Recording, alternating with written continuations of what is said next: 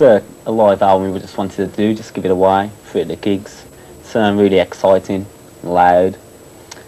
It's a classic. We always like live albums, like Metallic KO, and Iggy Stooges album. It's just really good. We wanted to do it instead of doing an album, because we've always found it quite difficult with Hollow Art and Paradise to get the live sound, the exciting, the edge down in the studio onto vinyl. So we thought we'd do a live album.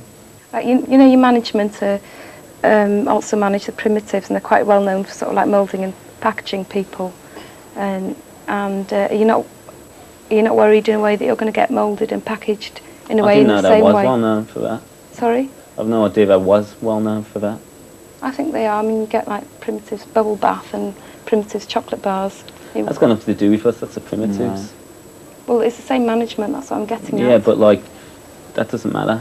You know, there's millions of bands share the same managers, so they're not the same marketing ploys in any way at all. We make sure you have control over what the sleeves look like and over what we do.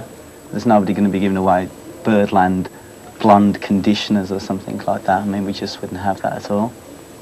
So we really care about the product and what goes out to the fans and what they buy, that it looks good, that it'll still look good in another 10 years' time.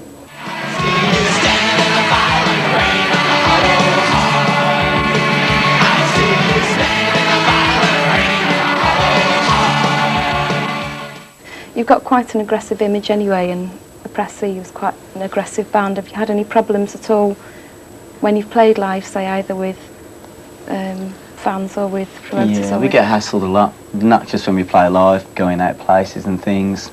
Lee got punched in the neck once outside a club, which was quite amusing. You get the fans and you get the idiots who come along just to throw a few bottles and cause trouble. We've had that at certain places. We've had 10-minute gigs and people want their money's worth. I want to see this 45-minute rock show, which we've never been into. You know, we go on stage and anything can happen, and you know, it does. People just throw bottles and there's idiots. So that happens a lot.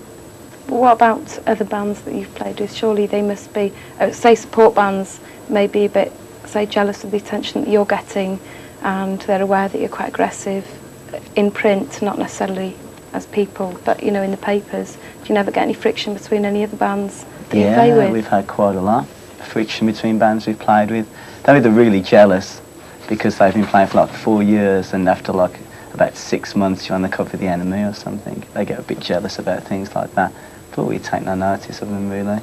We just don't play with them again, or we just don't offer them any more gigs. So it's like that. Basically we just ignore them.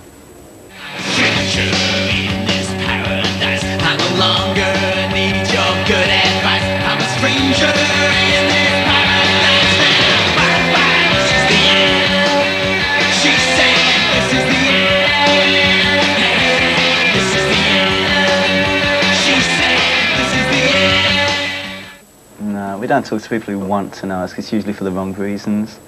We got a couple of long-time friends who've known us since we were like 5 or 6. They're a bit weirded out, but they're cool about it as well. You just have to know to talk to the right people. We talk to anyone really. It's usually people have this before they meet us of what we're going to be like. People are usually quite surprised when we spoke to them. You know, people are usually either too scared or they keep a distance and just slag you off from 3 miles away. They won't come up to you and say what they think. It's that kind of thing. We're just fairly private people, just keep ourselves to ourselves. We chant around word Birdland. You know, we don't go into pub shouting that or anything, or cause, you know, attention to ourselves. We've never been into like we do a gig and then meet the fans up at the bar afterwards, you know, which kind of happened a lot in the Birmingham scene. That's why we had to get out of it. We don't actually come from Birmingham. We're like, more near it, like Tamworth, you know, it's near Birmingham. But they bung you in with these bands like other Birmingham bands, and the pub scene, this horrible scene. Nothing to do with that at all. We usually get dragged into it. So we don't really know. We don't hang out with anyone, any other musicians. We haven't many friends. It doesn't bother us.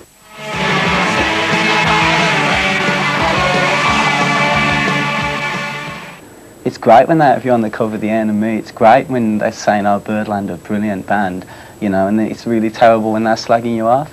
So what do? You could commit suicide, and one day you could be really joyous about everything.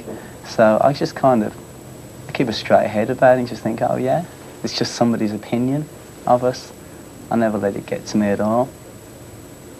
You can't let it get to you, or you just go totally insane. You just have to play games with the press usually. It's like a big game. Do you worry about what you look like on the cover or what you look like? Yeah, you don't want to look crap, you know. Everybody likes to think they look good, whatever they do. You know, if you go to work in a factory, you go out in the night to a pub or something, or a club, you like to think, okay. Most people have different ideas of how they should look and what they think looks great. But, you know, you don't want to look crap. I like to think that if somebody's going to see a photo of Birdland, we should look good. Or if they're going to see us somewhere on TV or something, we should look good. You know, we should look how they think we should look, their ideas of us. I mean, I'm not going to go and cover the enemy with overalls on or something, you know, covered in mud or something like that. Or having just got up in the morning. I mean, a lot of bands probably think that's fun and that's great, but we don't. You just have to know when to end. Yeah. I think we'll all know when to stop, and it's not yet. That gets a feeling. There's a lot of bands who just go on and it looks terrible. You know, like the Ramones just go on and on and on. It just gets really stupid. I think it's the point where that's got really stupid. I'd hate to think we would still be going on and on and on like that in like 10 years or something. I'd like to think it's new and fresh, and it's happening now. So, but we'll know when to end it. I think when we've annoyed people enough, or something, when we've upset enough people.